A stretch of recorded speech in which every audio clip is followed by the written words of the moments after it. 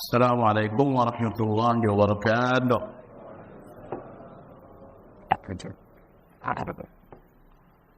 إن الحمد لله نحمده ونستعينه ونستغفره ونعوذ بالله من شرور أنفسنا ومن سيئات أعمالنا. من يهد الله فلا مضل له ومن يضلل فلا هادي له، وأشهد أن لا إله إلا الله وحده لا شريك له، وأشهد أن محمدا عبده ورسوله لا نبي بعده.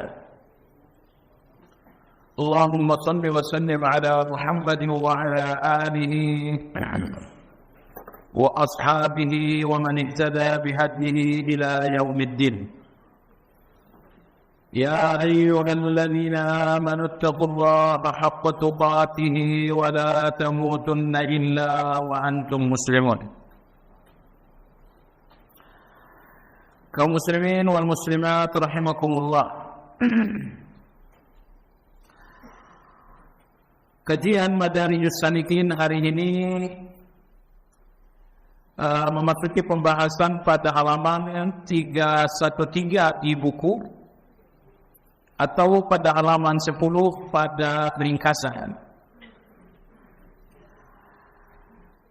Imam Ibnu Qayyim rahimahullah ta'ala mengatakan, telah disampaikan sebelumnya bahwa orang-orang yang bertaubat hendaknya menyadari beberapa hal. Yang pertama, setiap orang yang bertaubat hendaklah menyadari dan mengakui pelanggaran. Saya telah melanggar ayat tentang riba, saya telah melanggar ayat tentang memaafkan orang lain. Apabila seseorang telah sadar melanggar, maka akan terjadi dan muncul rasa bersalah. Ini nomor satu. Sadari pelanggaran agar Anda merasa bersalah. Nomor dua, kata Imam Ibnu Qayyim, sadari ancaman. Tidak satu pun pelanggaran melainkan di dalamnya ada ancaman. Dengan sadar ancaman, maka Anda akan takut. Ya, jadi dari rasa bersalah kemudian muncul rasa takut. Semakin melihat ancaman-ancaman Allah di setiap pelanggaran, semakin besar rasa takut dalam hati ini kepada Allah.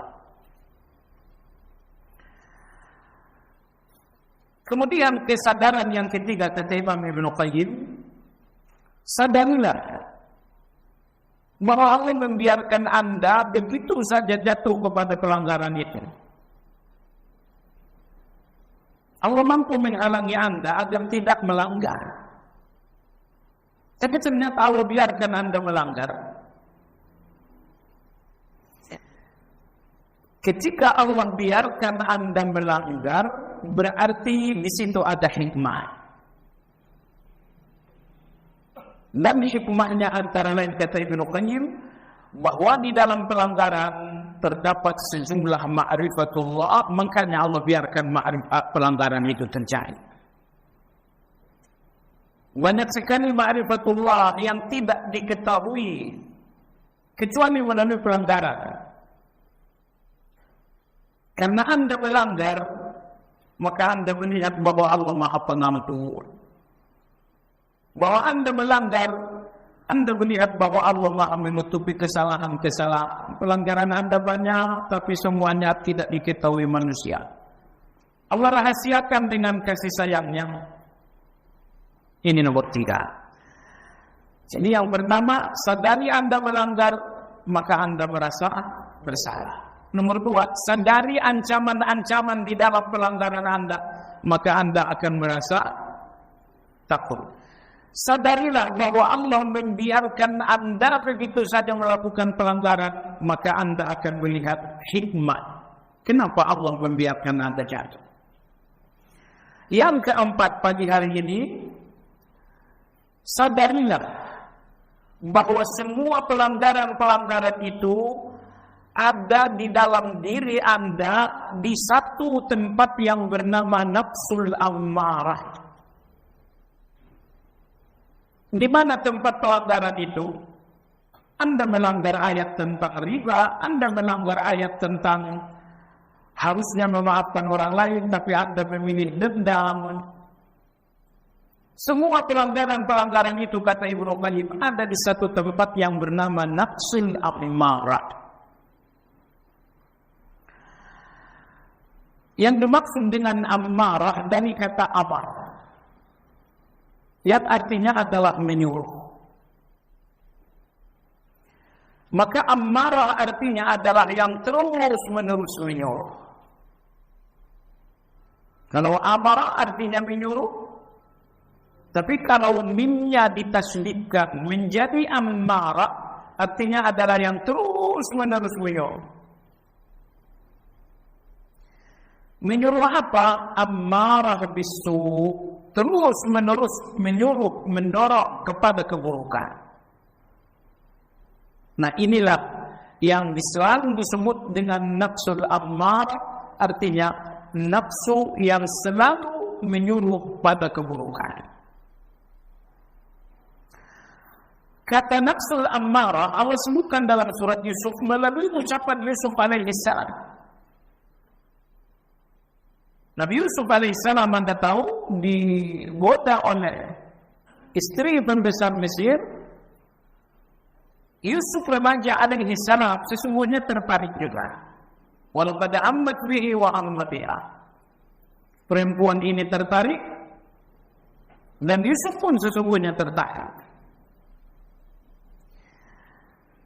Yusuf alaihissalam kemudian berkata, "Wa ma ubarri'u nafsi, innan nafsa la'ammaratun bisu." Dan aku tidaklah menganggap bersih nafsuku, karena pada dasarnya nafsu ini terus-menerus menyuruh kepada keburukan. Seorang nabi bernama Yusuf, ayahnya nabi bernama Yakub, kakeknya nabi bernama Ibrahim alaihi wassalam. Yusuf ini mengaku bahwa dalam dirinya ada satu nafsu ammarah yang terus-menerus menyuruh bisu kepada keburukan. Kalau ini yang terjadi dalam diri Nabi Yusuf, yang notabene seorang nabi, ayahnya nabi, kakeknya nabi, coba kita lihat apalagi dalam diri kita semua. Baik. Mumpung ingat, saya ingin sampaikan, Ibrahim alaihissalam menikah dengan dua istri. Tak salah kalau Anda mau ikut pun boleh. Yang pertama Sarah, yang kedua Hajar radhiyallahu anha. Dari Sarah lahir seorang anak bernama Ishak. Lalu dari Hajar lahir seorang anak bernama Ismail. Coba sekalian, Nabi Ibrahim di samping memiliki anak bernama Ishak, beliau juga memiliki anak bernama Ya'as. Ya, bukan. Saudara Nabi Yakub maksud saya. Nabi Ishak memiliki anak bernama Yakub, juga memiliki beberapa anak, salah satunya Ya'as. Ismail alaihissalam ketika akan wafat, beliau meninggalkan seorang putri dan beliau berwasiat agar putrinya menikah dengan sepupunya bernama Ya'as. Baik. Dari keturunan Ishak ini lahirlah lahirlah Nabi Yakub, lahirlah Nabi Yusuf. Ya, dari Yusuf ini ke bawah nanti lahirlah sejumlah nabi-nabi. Dari keturunan Yakub maksud saya lahirlah seperti Musa, seperti Harun, seperti Isa. Nah, kemudian dari keturunan Ya'is tadi lahirlah Zulkifli, lahirlah Ayub. Lalu di ujung keturunan Ismail lahirlah Nabi kita sallallahu alaihi wasallam. Intinya dari tulang sulbi Nabi Adam lahirlah Nabi sebanyak 12 Nabi. Semua 12 Nabi ini berpangkal pada satu doa yang berbunyi Rabbi habli minas shalihin. Jadi dari doa yang Anda sering bacakan Rabbi habli minas shalihin, Allah berikan kepada Nabi Ayub, Nabi Ya'qub, Nabi Ibrahim sejumlah anak-anak yang tidak hanya saleh, tapi di puncak kesalehan, yaitu keturunan beliau sebanyak 12 orang adalah nabi. Baik jemaah sekalian, jadi Nabi Yusuf mengatakan innan nafsa la'ammaratun bisu, sesungguhnya di dalam diri ini ada nafsu ammarah yang terus-menerus menyuruh kepada keburukan. Nah, Ibnu Qayyim rahimahullah di sini mengatakan bahwa tempat segala kejahatan dalam diri manusia adalah satu nafsu yang bernama ammarah. Makanya perlu kajian yang bernama tazkiyatun nafs. Yang apabila nafsu ammarah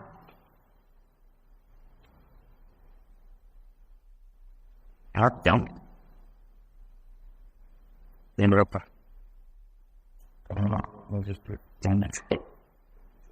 Ya Allah. Boleh standar. Jam 6 berhenti insyaAllah. Maaf. Ini mating semua. Ya, tak. InsyaAllah. Jadi maka perlu melakukan kajian dan ikhtiar tazkiyatun nufus agar nafsul ammarah ini naik menjadi nafsul lawamah, kemudian naik lagi menjadi nafsul mutmainnah. Yang dimaksud dengan nafsul mutmainnah tenang. Tenang di dalam larangan Allah sehingga tidak ada keinginan melanggar. Tenang di dalam perintah Allah sehingga tidak ada keinginan untuk melanggar. Kalau Anda telah berhadapan dengan larangan Allah yang bernama dengan riba, ternyata nafsu dan keinginan Anda mulai goyah, itu belum mutmainnah. Itu belum mutmainnah. Karena mutmainnah itu artinya adalah tenang di dalam larangan sehingga tidak ada keinginan melawan. Tenang pula di dalam perintah sehingga tidak ada keinginan untuk melanggar. Nah, maka sekali lagi secara teori kita butuhkan kajian tazkiyatun nufus, dan yang lebih penting dari teori adalah praktek, yaitu mujahadah. Mujahadah melawan nafsul ammarah sampai nafsul ammarah ini menjadi nafsul mutmainnah. Imam Ibnu Qayyim rahimahullah ta'ala mengatakan, setiap orang yang mencoba mengenali dirinya, artinya mengenali nafsul ammarah, maka Anda melihat bahwa nafsul ammarah ini muncul karena dalam diri Anda ada dua keburukan. Keburukan yang pertama adalah zaluman, keburukan dan yang kedua adalah jahwa.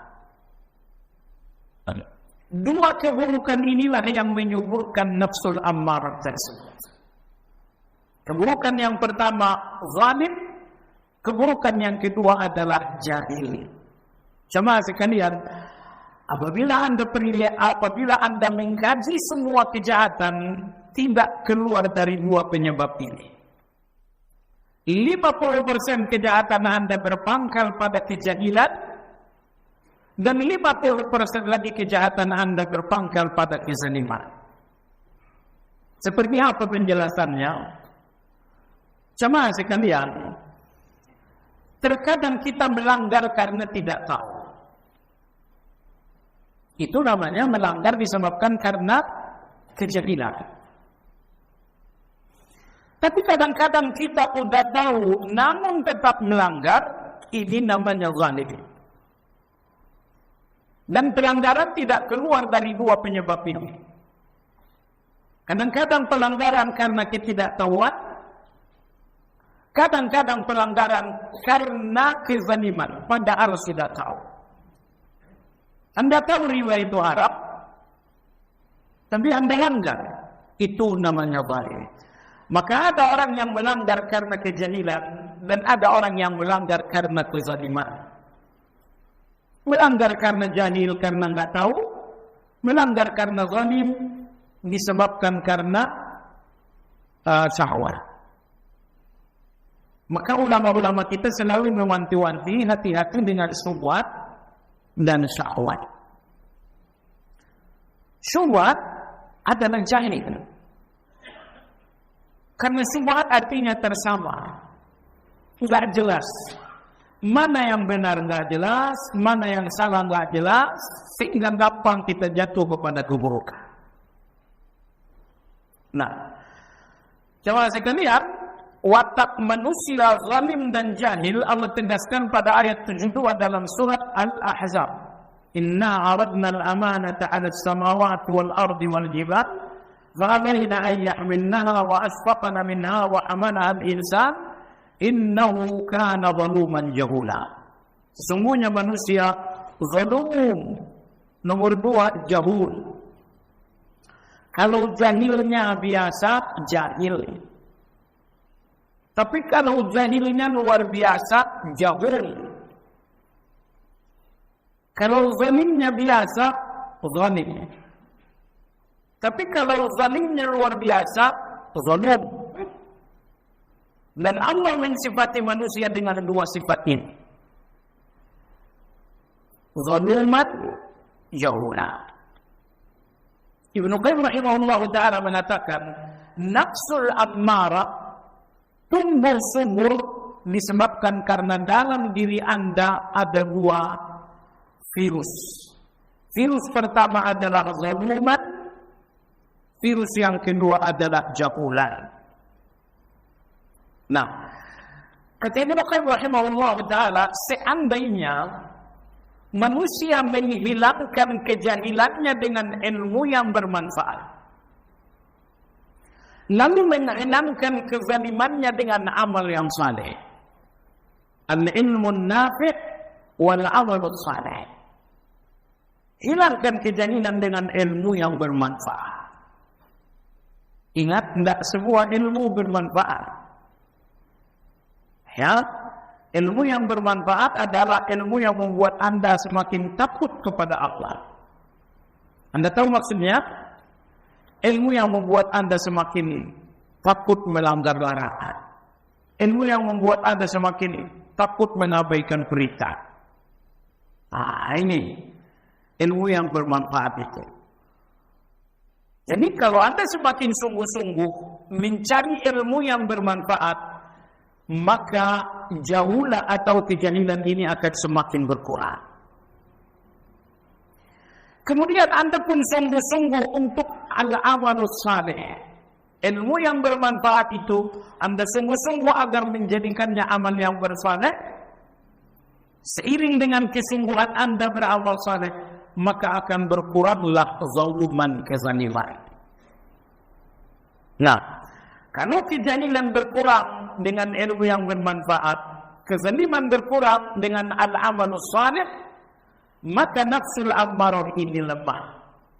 Nafsul ammarah ini bahkan hilang. Dan kalau dia sudah hilang, maka muncullah penggantinya, yaitu nafsul mutmainnah. Kan muncul nafsul mutmainnah. Tetapi percayalah, perjalanan Anda menuju nafsul mutmainnah berpangkal dari melawan nafsul ammarah. Bagaimana Anda menundukkan nafsul ammarah? Jawabannya, matikan virus keburukan yang menumbuhkan nafsul ammarah. Dan virus itu dua, jahil, zalim. Hilangkan kezahilan Anda dengan al-ilmu nafi', hilangkan kezaliman Anda dengan al-amalus salih. Makanya di akhir surat Al-Asr Allah berfirman, wa tawasaw bil haqq wa tawasaw bis sabr. Kita perlu wasiat sebanyak mungkin untuk mengenali kebenaran.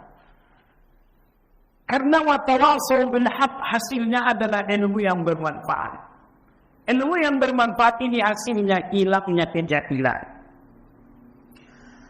Tetapi kita juga sangat membutuhkan watawasau bis sabar. Karena sabar itulah energi kita di dalam al-amal saleh. Amal saleh ada dua. Amal saleh ketika Anda menjalankan perintah. Nomor dua, amal saleh ketika Anda menjauhi larangan. Amal saleh pertama dan kedua membutuhkan kekuatan. Itulah watawasau bis sabar. Seberapa besar ketaatan Anda jalankan, seberapa besar kejahatan Anda jauhi, jawabannya seberapa besar Anda punya kesabaran. Maka Allah membungkus semua amal saleh di dalam satu kata, yaitu sabar. Karena Nabi kita bersabda, "Wa ma a'tallahu 'abdan khairan wa awsa' min as-sabar." Tidak ada pemberian terbaik Allah kepada manusia lebih dari kesabaran. Karena semua kebaikan ada dalam kesabaran ini. Kadar kebaikan Anda sesuai dengan kadar kesabaran. Baik. Kemudian Imam Ibnu Qayyim rahimahullahu taala mengatakan bahwa setiap orang yang mengenal diri, dan kita semua harus mengenal diri. Masalahnya, semua orang yang merasa mengenal diri hanya mengenal dirinya sebatas darah dan daging. Anda kenali diri Anda sebatas darah dan daging itu tidak ada manfaat sama sekali. Nama saya Fulan, ayah saya Fulan, ibu saya Fulana. Oh, Anda mengenali diri Anda tapi sebatas darah dan daging. Yang lebih penting dari itu bahwa Anda mengenali hati Anda. Dan Ibnu Qayyim, setiap orang yang mengenali diri hati, mengenali hati, maka dia akan melihat bahwa di dalam hati ini terdapat penyakit. Terdapat nafsul ammarah yang tumbuh sungguh disebabkan karena zaluman jahula. Nah, beliau menyatakan rahimahullah ta'ala, barang siapa yang mengenali tabiat dan sifat diri, ia akan sadar bahwa diri adalah sumber segala kejahatan. Maka setiap kebaikan yang ada padanya murni anugerah dan pemberian Allah. Jadi, dalam diri kita ini, kejahatan adalah dasar. Dan kebaikan adalah sesuatu yang dipelajari. Allah berfirman dalam Al-Quran, wa wajadaka dhallan fahada. Allah mendapatkanmu dalam kesesatan, lalu Allah berikan hidayah. Ayat ini menunjukkan pada dasarnya manusia sesat. Hidayah itu adalah sesuatu yang dipelajari manusia. Maka nafsul ammarah itu adalah watak dasar manusia, sementara nafsul mutmainnah itu adalah sesuatu yang dipelajari manusia. Maka kalau Anda berpikir, kenapa begitu mudah kejahatan dan begitu susahnya kebaikan? Karena kejahatan itu watak dasar. Dasarnya manusia sesat, lalu Allah berikan hidayah. Nah, makanya dasarnya manusia adalah nafsul ammarah. Adapun nafsul mutmainnah ini adalah pemberian Allah. Tidak ada orang yang lahir membawa nafsul mutmainnah. Semua manusia lahir dengan nafsul ammarah itu. Namun ketika manusia berjuang untuk belajar, berjuang untuk beramal saleh, maka nafsul ammarah ini akan menjadi berkurang, semakin lemah, dan muncullah nafsul mutmainnah. Makanya dalam hadis Nabi SAW selalu mewanti-wanti agar kita berlindung kepada Allah dari kejahatan diri. Karena kejahatan adalah watak dari diri kita ini. Nah, dalam sebuah hadis Nabi bersabda kepada seorang sahabat bernama Usaim bin Munzir. Nabi kita mengatakan, wahai Usaim, sering-seringlah membaca doa Allahumma alhimni rusdi wa qini syarra nafsi. Ya Allah, ilhamkan kepada aku petunjuk. Wa qini syarra nafsi, jauhkan aku dari kejahatan diriku. Pasti dalam diri kita ini ada satu kejahatan. Kalau Allah tidak melindungi Anda dari kejahatan dalam diri Anda, jatuhlah Anda kepada dosa. Maka dalam zikir pagi, zikir sore, salah satu perlindungan yang Anda minta kepada Allah adalah berlindung kepada Allah dari kejahatan diri. A'udzubika min syarri nafsi wa syarri syaitan wa syirki. A'udzubika min syarri nafsi, ya Allah, aku berlindung kepadamu dari kejahatan diriku. Marah dalam diri Anda, bukankah itu kejahatan? Dendam dalam diri Anda, dengki dalam diri Anda, malas dalam diri Anda. Jadi begitu banyak kejahatan dalam diri Anda. Kalau Allah tidak melindungi Anda dari malas, Anda tidak mungkin melakukan salat. Kalau Allah tidak melindungi Anda dari dengki, hati Anda akan bengkak dengan semua nikmat orang lain. Kalau Allah tidak melindungi hati Anda dari dendam, di mana-mana musuh Anda akan sangat banyak. Jadi dalam diri kita ini banyak sekali kejahatan. Maka tidak berdoa kepada Allah. Allah, a'udzubika min syarri nafsi. Ya Allah, aku berlindung kepadamu dari kejahatan diriku. Kejahatan orang kepada diri kita sangat buruk, tapi yang tak kalah buruknya adalah kejahatan diri Anda kepada diri Anda. Cuma ingin saya katakan jamaah sekalian, kejahatan orang lain kepada Anda pada akhirnya keuntungan bagi Anda. Kejahatan orang lain kepada Anda pada akhirnya keuntungan. Karena kezaliman orang lain kepada Anda ini menghapus kejahatan dan dosa dan meninggikan kedudukan Anda di depan Allah. Maka kejahatan orang lain kepada Anda pada akhirnya keuntungan Anda. Tapi kejahatan Anda kepada diri Anda sendiri tidak ada untungnya. Tidak ada untungnya jemaah sekalian. Kecuali kalau Anda mengubah kejahatan itu menjadi taubat. Baik. Maka terhadap sahabat yang bernama Husain ibnul Munzir, Nabi ajarkan doa yang intinya mengandung doa. Apa itu? Allahumma alhimni rusydi. Ya Allah, berikan aku, ilhamkan kepada aku petunjuk. Ilham.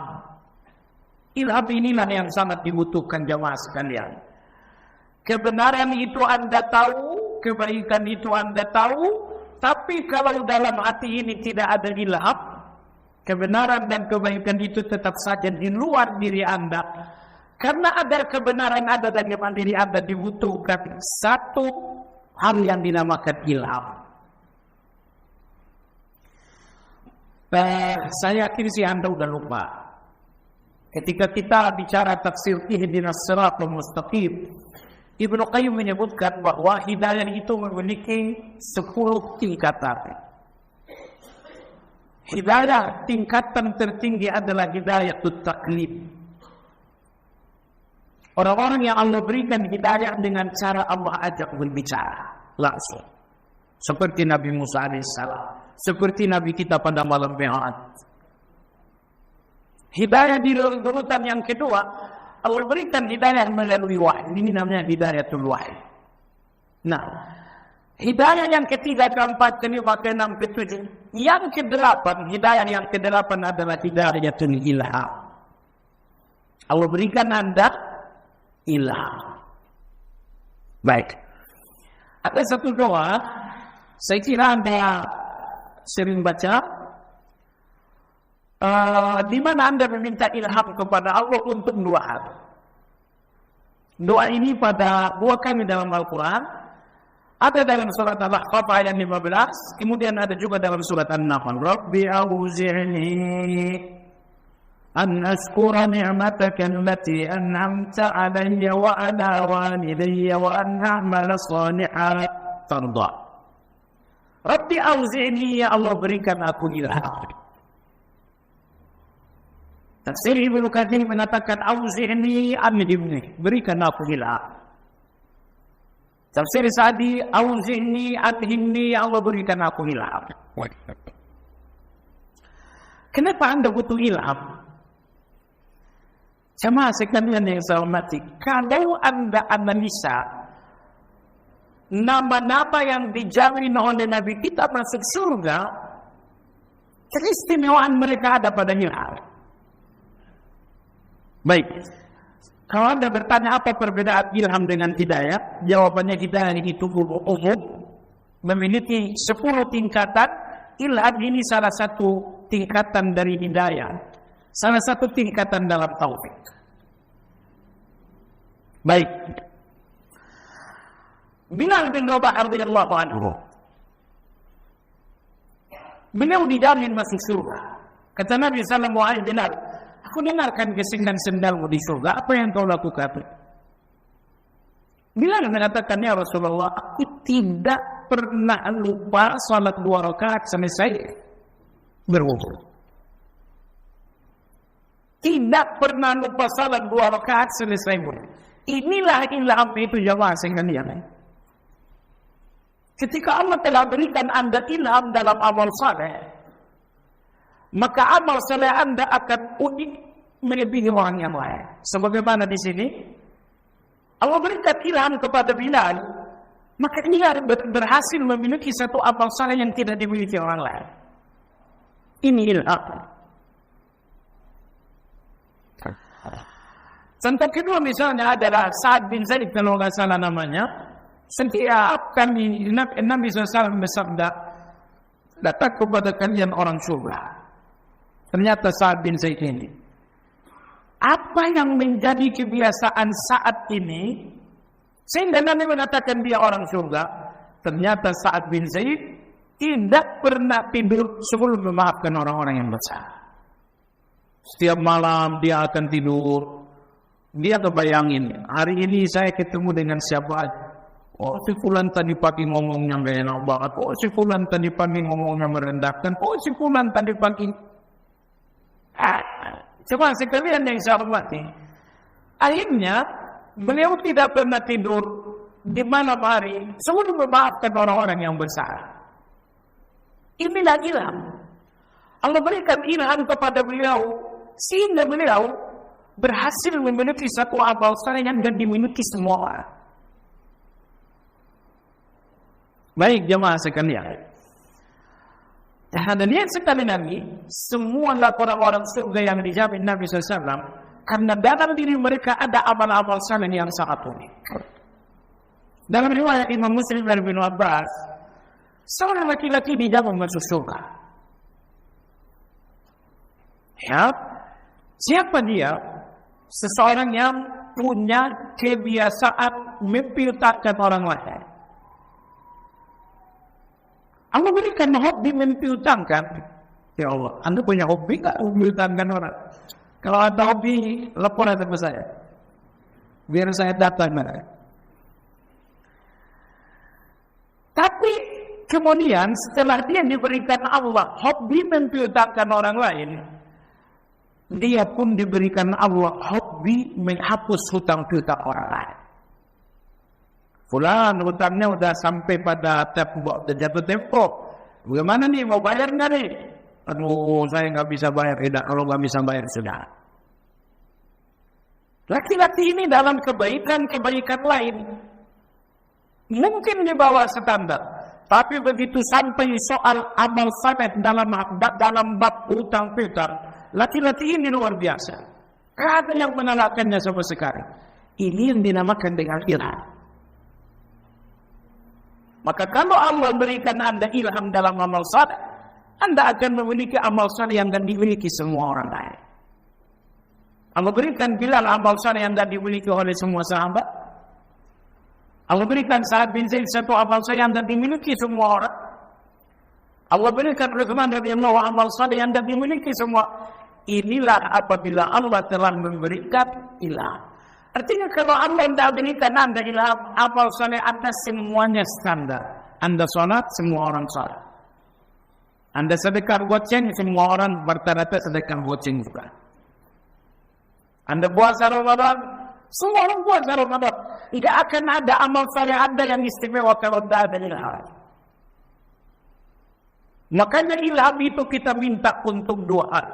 Untuk apa yang pertama? An askura ni'mataka allati an'amta 'alayya wa 'ala walidayya. Ya Allah, berikan aku ilham dalam bersyukur. Nomor 2, wa an a'mal salihan tarda. Berikan aku ilham untuk selalu beramal saleh. Dulu di zaman Muawiyah radhiyallahu anhu terjadilah jihad. Kalau jihad di zaman dulu tak seperti sekarang, tentaranya terdata. Tentara sebanyak 2.000, si fulan pangkatnya ini tinggal terdata kalau sekarang. Karena dulu tidak. Dikeluarkan pengumuman berjihad, mendaftar bagi yang mau. Jadi nggak ada standar tinggi badan sekian, berat badan nggak ada. Yang penting Anda mau, Anda punya senjata, ada. Terjadi jihad di zaman Muawiyah radhiyallahu anhu. Yang memimpin jihad tersebut seorang yang bernama Abdurrahman bin Khalid bin Walid.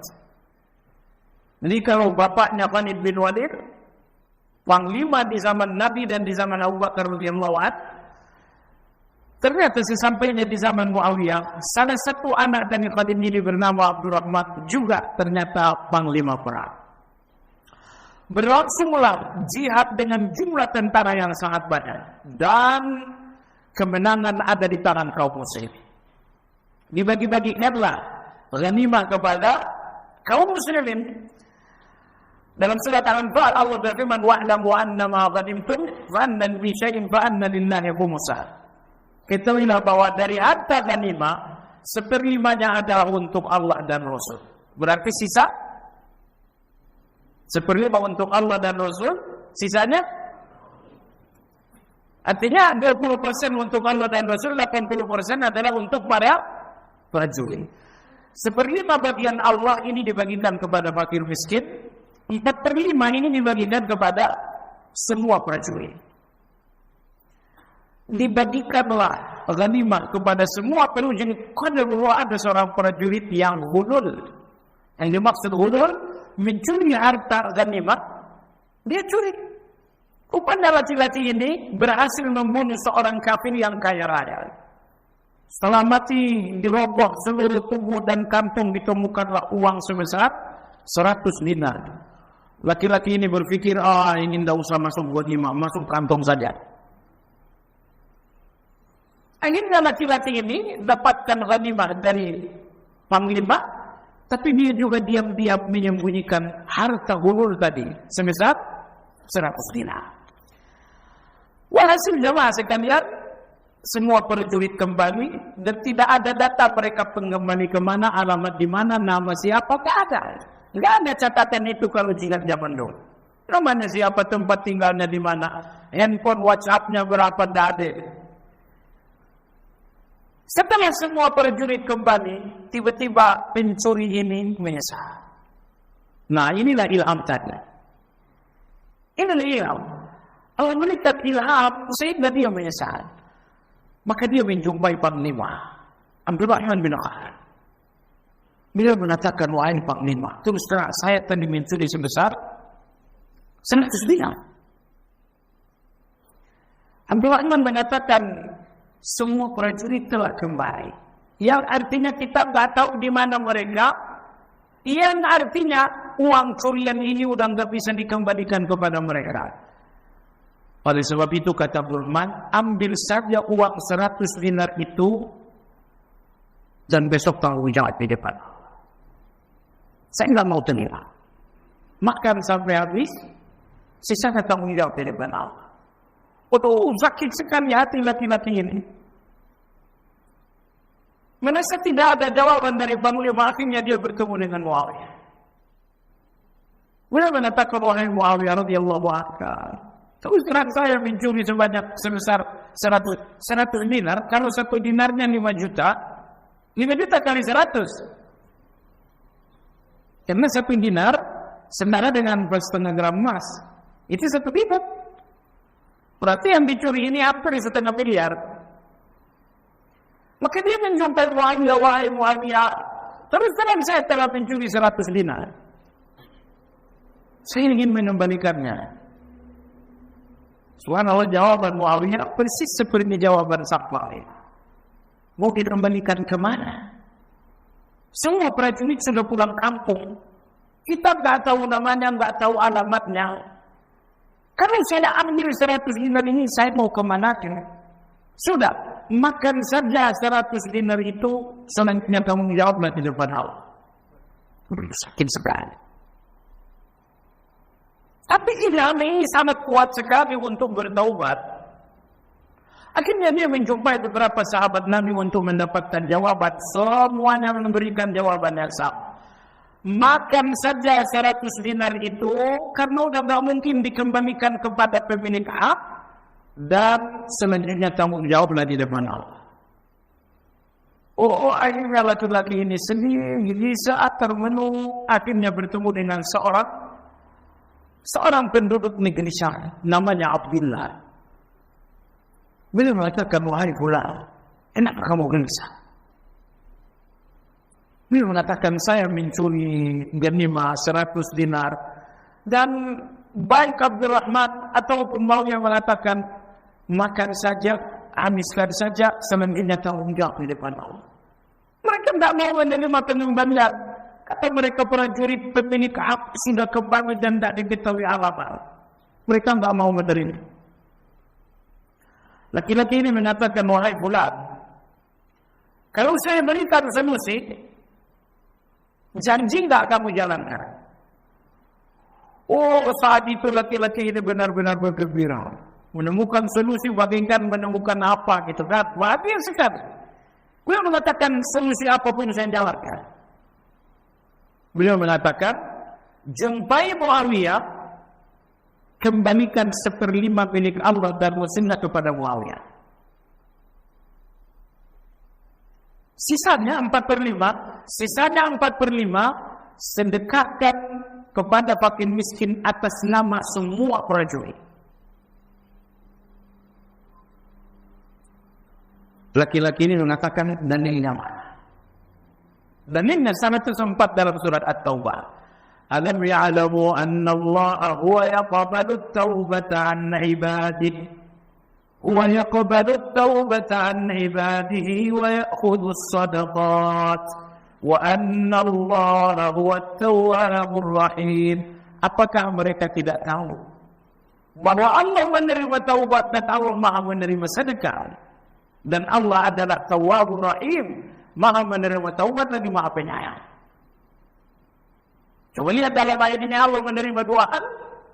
Yaqbalu taubata an ibadi, Allah Maha menerima taubat dari hamba-hambanya. Wa ya'khudhu sadaqah, dan Allah pun Maha menerima sedekah. Gembira sekali laki-laki ini. Akhirnya dia menjumpai Muawiyah. Beliau mengatakan, wahai Amirul Mukminin, saya datang mengembalikan bagian Allah dan Rasulnya sebesar 1/5. Muawiyah mengatakan, bagian Allah dan bagian Rasul akan saya terima dan saya berikan kepada fakir miskin. Tapi 4/5 lagi bagian prajurit mau kamu kemana ya? Akan saya sedekahkan atas nama mereka semua. Muawiyah mengatakan, dapat dari mana itu? Beliau mengatakan, Allah berfirman dalam Al-Quran, alam ya'lamu anna Allah huwa yaqbalu at-taubata 'an 'ibadihi wa ya'khudhu as-sadaqat wa anna Allah huwa at-tawwabur rahim. Maka Allah Muhammad radhiyallahu anhu bergembira. Beliau riang sekali. Gembira dan riang karena ada kebenaran. Kebenaran yang membuat beliau tidak salah jalan. Sebab kalau tidak ada kebenaran, semua orang akan salah. Muhammad radhiyallahu anhu setengah salah sebetulnya, sampai akhirnya hari ini laki-laki ini datang membawakan ayat. Jadi kalau laki-laki ini telah jatuh pada satu kesalahan, nah sekarang kesalahan itu telah berbuah satu kebenaran. Maka jemaah sekalian, ayat berapa tadi? 104 surat At-Taubah. Kalau Anda pernah bersalah kepada seorang, tentu tugas Anda minta maaf. Kalau Anda tahu orangnya, kalau Anda tidak tahu orangnya, atau Anda tahu tapi sudah wafat, sementara kesalahan belum diminta maafin, apa yang Anda lakukan? Yang mesti Anda lakukan berikutnya, jemaah sekalian, bersedekahlah atas nama yang bersangkutan. Cuman jangan baik-baik. Kalau kesalahan Anda sangat besar, jangan sedekah 5.000 atas nama beliau. Karena kesalahan Anda kepada dia sangat besar, nanti sampai giliran lebaran haji, sembelihkan korban, serahkan kepada DKM, ini korban atas nama fulan. Bukan atas nama kau, bukan. Ini atas nama kawan saya bernama Fulan. InsyaAllah ta'ala, sedekah adalah salah satu jalan taubat sebagaimana Allah sebutkan dalam ayat. Nah, baik jamaah sekalian yang saya hormati, nah itulah tadi salah satu bagaimana Allah berikan ilham sehingga kemudian laki-laki ini benar-benar bertaubat, dan bagaimana Allah berikan ilham kepada orang Syam tadi sehingga ditemukanlah ayat ini sebagai solusi. Makanya betapa kita butuhkan ilham, kita butuh ilham, maka kita berdoa minta ilham. Rabbi auzi'ni atau Allahumma alhimni rusdi. Nah, baik jemaah sekalian yang saya hormati, sekira sampai di sini kajian kita. Kita buka sesi tanya jawab 1, 2, 3 penanya. Selanjutnya kita mengajak seluruh jamaah yang berkesempatan untuk menyolatkan jenazah teman kita, saudara kita. Beliau adalah Bang Adiban rahimahullah. Kita selalu komunikasi melalui WhatsApp dengan beliau, tapi belakangan ini tidak muncul. Biasanya kalau beliau tidak muncul, saya tak mulai. Tidak tahunya semalam kita dapat berita beliau wafat. Yang kita tahu tentang beliau adalah kebaikan. Semoga Allah Subhanahu wa Ta'ala pun melihat beliau sebagai orang baik kita. Jadi sekali lagi setelah kajian ini kita mengundang teman-teman yang berkesempatan untuk ke Nakula menyolatkan jenazah beliau rahimahullah ta'ala. Ya, demikian kajian hari ini.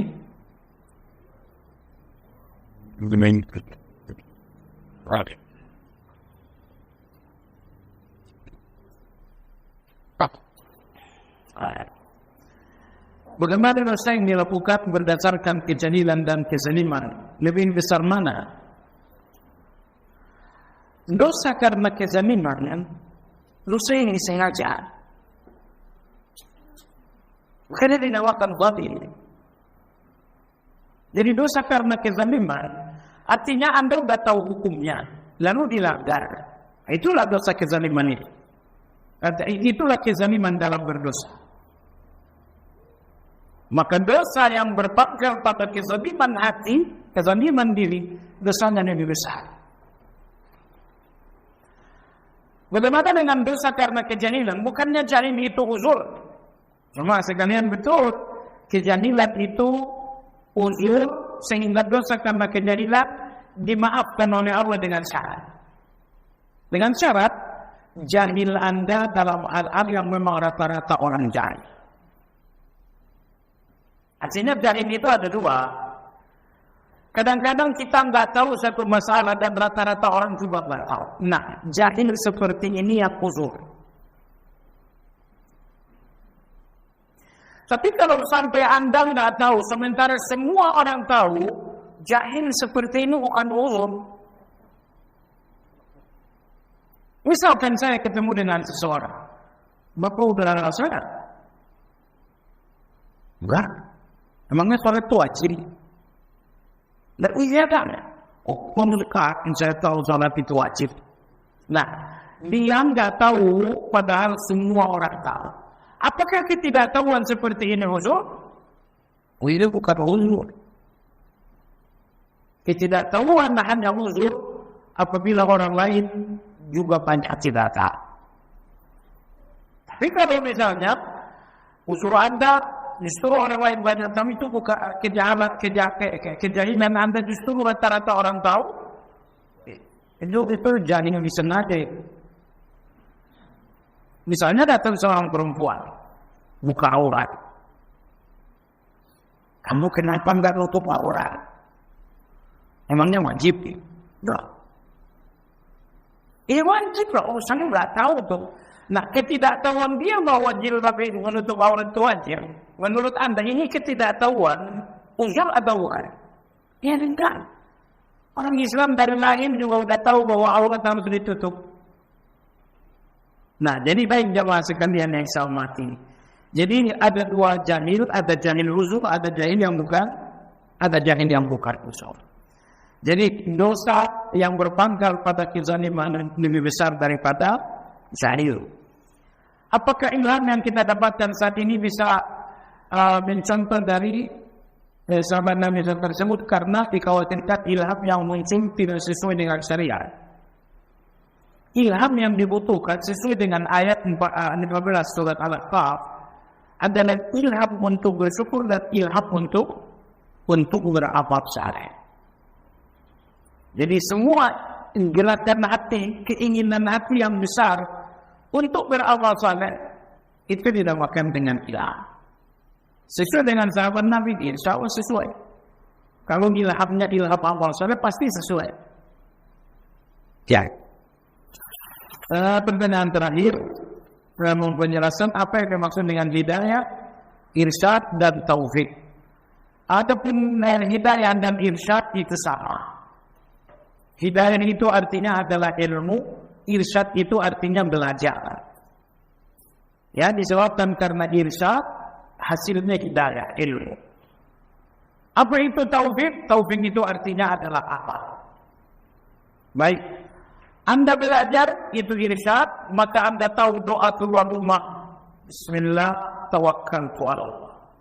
Sekedar Anda tahu itu hidayah. Begitu Anda amalkan, itu namanya taufik. Kalau Anda mengamalkannya biasa-biasa saja, itu biasa. Tapi kalau Allah berikan ilham, maka pertama Anda akan istiqamah, Anda tidak akan meninggalkannya.